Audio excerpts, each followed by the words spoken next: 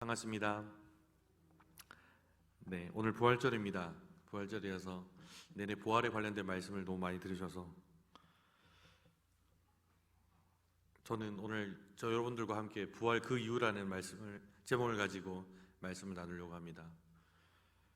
오늘은 부활절인 만큼 나를 위해서 그리고 우리를 위해서 이 땅에 친히 인간의 몸을 입으셔서 완벽한 인간으로 그리고 가장 완벽한 하나님으로서 하나님이신 예수 그리스도께서 고난을 받으시고 죽으셨다가 3일 만에 부활하신 그날을 기념하는 날이기도 합니다.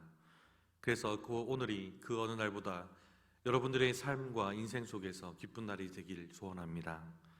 예수님의 삶과 사역은 단순히 십자가에서 죽으심으로만 끝나진 않았습니다. 예수님은 십자가 사건을 언급하시면서 3일 만에 다시 부활하실 거라는 것을 공공연하게 전파하셨습니다. 오늘 우리가 함께 보았던 마가복음에서만 총 3번의 언급을 된 걸 보면 무척이나 많이 언급을 하신 편이기도 합니다. 그렇지만 제자들과 예수님을 따랐던 제자들은 예수님께서 말씀하신 그 십자가에 대한 말씀을 잘 이해하지 못했던 것 같습니다. 그래서 부활에 대한 말씀도 당연히 깨달아지지도 못하였던 건 사실이고, 그러다 보니 예수님께서 정말 죽으시고 정말 다시 살아나실 것에 대한 부분을 정말 생각하지 못했던 것 같습니다.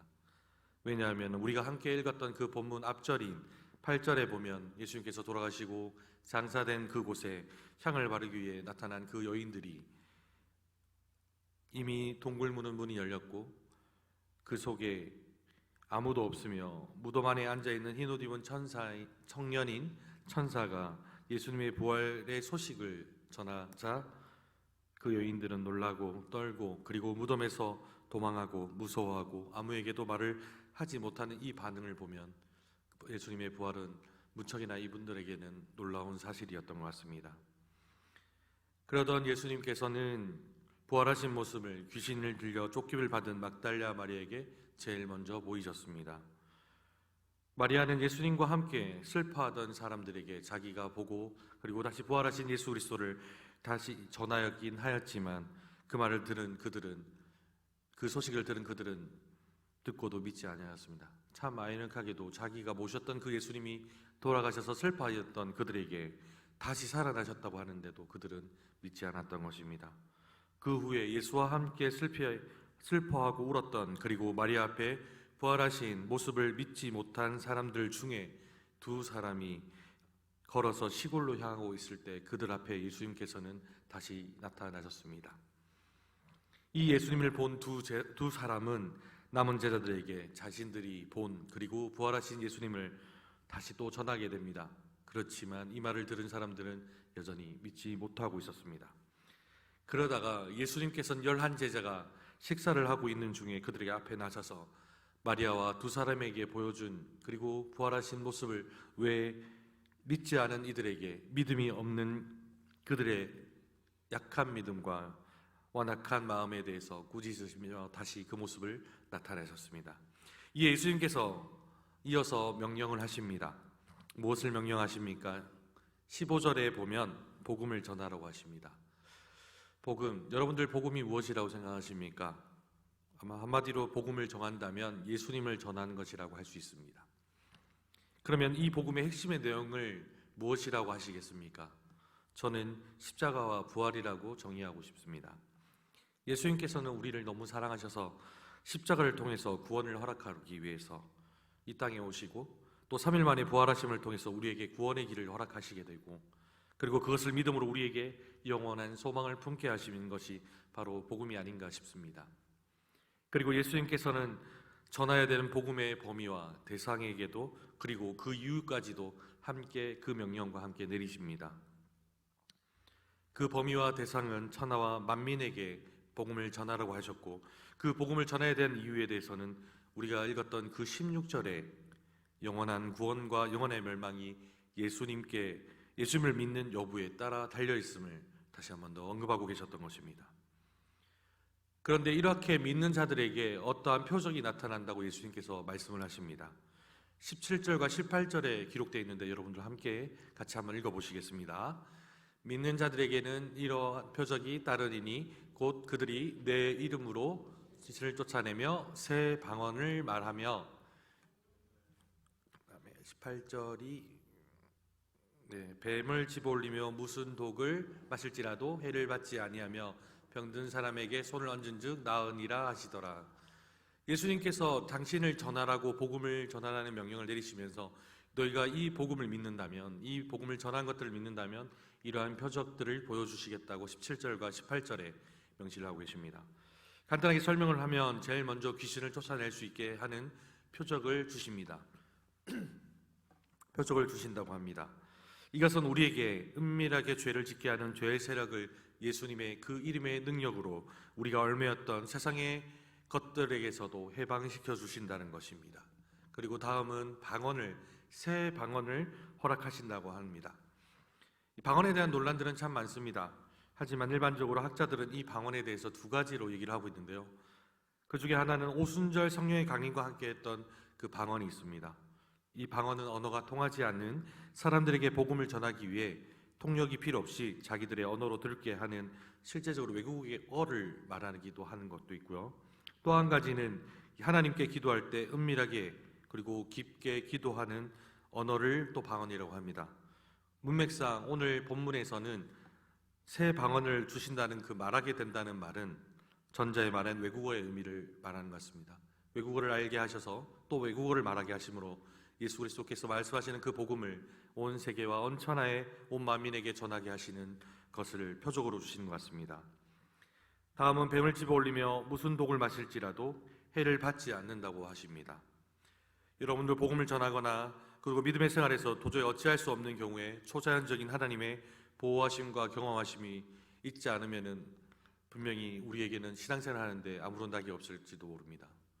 사도행전 28장 3절과 5절에 복음을 전하러 가게 해서 난파가 된 바울은 멜리데라는 섬에서 독사에게 물립니다. 심지어 원주민들이 그 뱀에 물린 바울을 보며 무척이나 걱정을 하게 됩니다.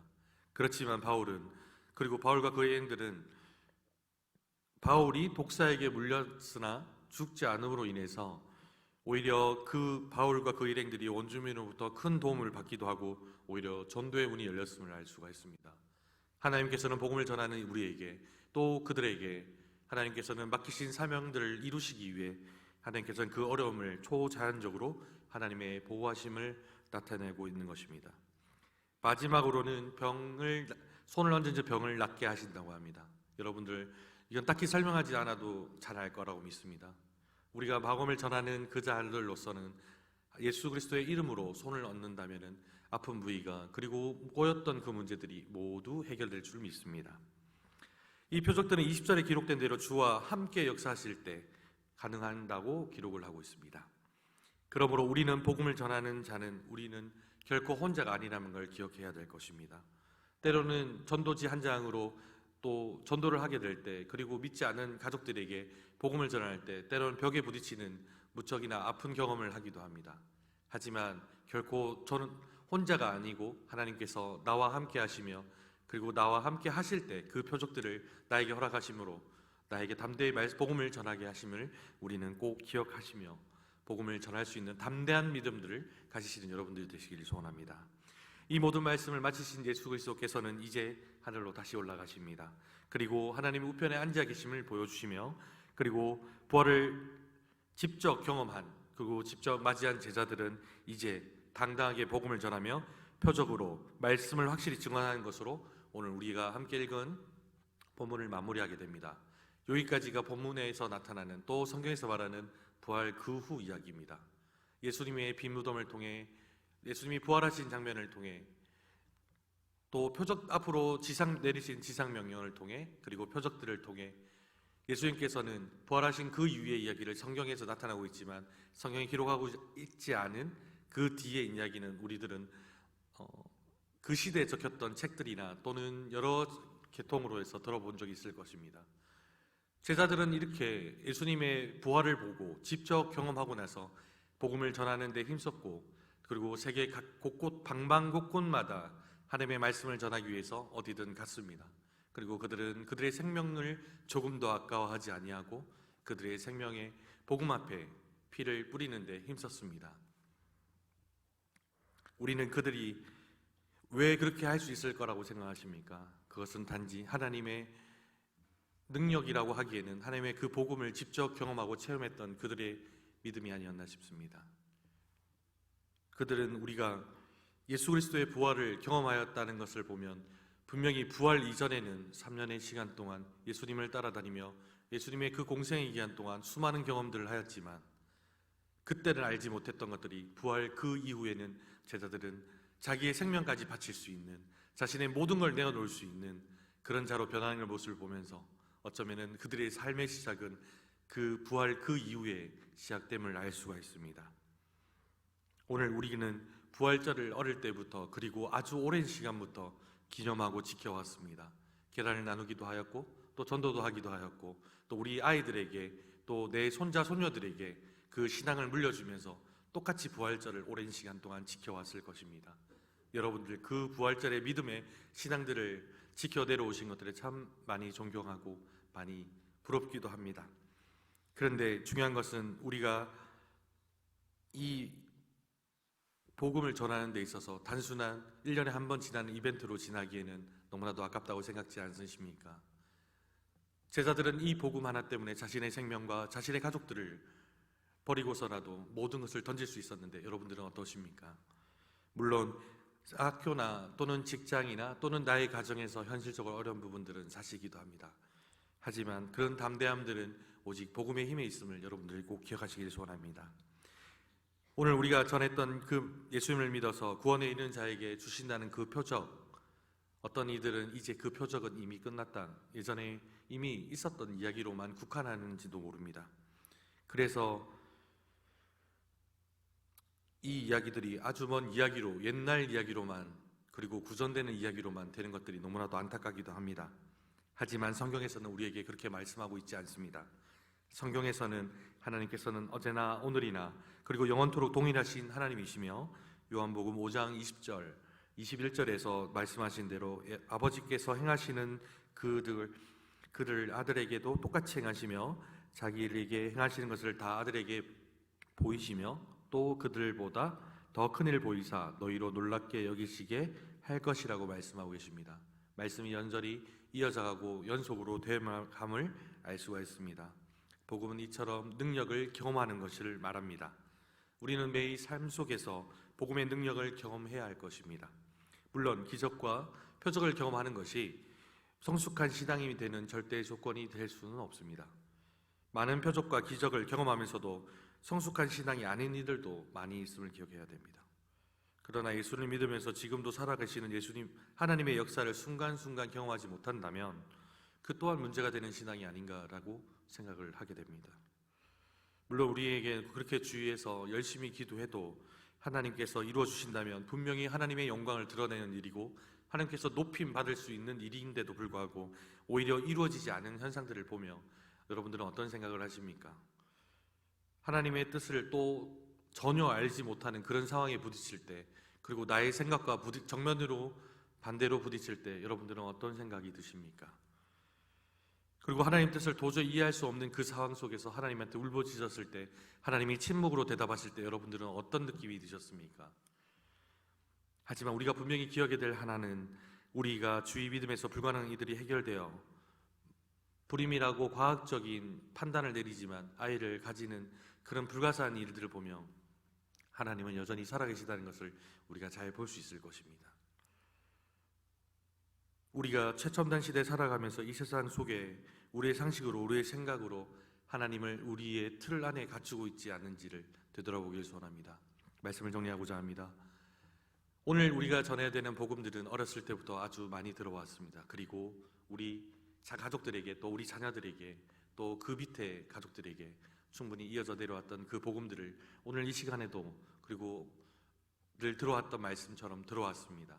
한데 이 복음들이 결코 부끄럽지 않은 것은 전하지 못하는 우리의 입이 부끄러워야지 복음이 부끄러워하지 않아야 되는 것은 우리가 기억해야 될 것입니다. 때로는 우리 믿지 않는 남편 때문에, 믿지 않는 아내 때문에, 또 믿지 않는 자녀들 때문에, 또 믿지 않는 또 친척들 때문에 마음이 아프기도 하고 상처를 받기도 합니다. 때로는 어려운 상황에 부딪히기도 합니다. 다 그런 상황들은 사람들은 공감은 할 수 있지만 이해하기는 어렵습니다. 하지만 그 상황까지도 하나님께서 다 살펴보고 계심을 여러분들이 기억하시고, 여러분들의 그 눈물의 기도가, 그 눈물의 복음에 전하는 그 눈물의 씨앗이 결코 싹이 그냥 없어질 것이 아니라 죽어야 반드시 싹을 틔운다는 걸 기억하시고, 여러분들의 그 눈물의 복음에 전하는 그 메시지 하나하나가 언젠가는 싹을 틔우고 열매를 맺어서 하나님께서 분명히 돌려주실 걸 믿습니다. 설령 그게 내 때가 아니더라도, 그 다음의 때라도, 내가 보지 못하는 그 상황이 될지라도, 그리 아니하실지라도 하나님의 그 귀한 뜻을 우리가 기억하며 기다린 것은 오직 하나님의 때는 우리의 때와 다르다는 것을 기억하며 하나님의 때를 순종하며 기다리시는 우리 성도님 모두가 되시기를 소원합니다.